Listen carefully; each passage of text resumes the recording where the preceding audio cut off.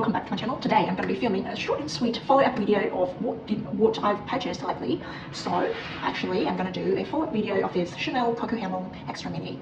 Alright, I will be talking about 3 parts in this video. The first one is my first impressions, and the second one is the price point, and the third one is do I recommend this bag. So without further ado, let's jump into it. Well, as I said before in my last video unboxing, so I will link that video down below, so, and you can check.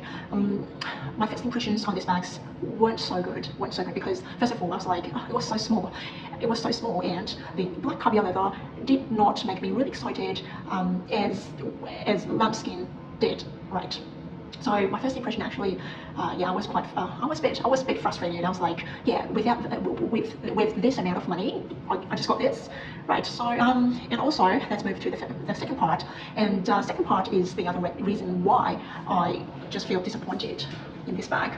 First impression, still my first impression, because it is so small. As you can see, there were only 2 compartments divided by this partition here. Actually, you can use the partition as your card holder, and you don't need any other small leather goods. I suggest just don't put extra wallet, extra card holder in this bag, because in this extra mini bag, because the capacity is limited. And as we're on this topic, let's check what fits in my bag. So as you can see, the first compartment is my Chanel hand cream and my lipstick. Let me take them out and give you.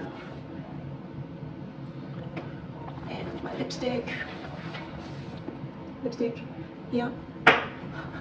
That's all the stuff I've got for the front compartment. Let's check what I got in the back compartment. AirPods and my keys. Yes, I wrapped them up in tissue papers because just in case they would scratch up the inner leather. As you can see, I don't know if you can see this or not, maybe you can't. The inner leather feels so soft and delicate.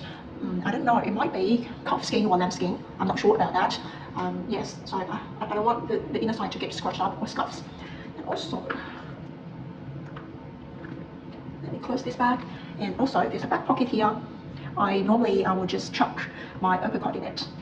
And as you can see, there's a beautiful chain in here. And I think this leather part, it might lose its shape as time goes by. But the chain is really beautiful. Yeah. Normally I will carry this 2-way, handhold, or I wear this as a crossbody bag. Right, let's move to the second part, the price point. I paid a bit over 7,000 Australian from a pre-loved market in brand new condition, and you know, for this one, it's so hard to get from a boutique, and I don't have that energy. You know, normally I would just like, okay, if I like something, I'll just go for it from the pre-loved market. Sometimes I ended up paying some premium, but just maybe several bucks. I don't know about that, but for this one, I definitely paid a bit over 7,000 Australian dollars. This is just a reference for you, and you can make the decision by yourself whether you're gonna buy this bag or not. All right. Speaking of which, we need to jump into the third point. Do I think it's worth it, or do I recommend this bag? To be honest, no. I don't recommend this bag because the size is so mini. It's extra mini. It can't fit your phone. Yeah, it's not a deal breaker for me, but I know it's a deal breaker for many other people. And if you really do mind that, I suggest you just skip this bag. Or if you really do love Coco Handle, you can size up. You may choose to size up to small size. I reckon a probably will be more functioning than this teeny tiny bag. The reason I chose this bag is because it looks more flattering on my body frame than the mini size. So yeah. So that's why I chose this bag.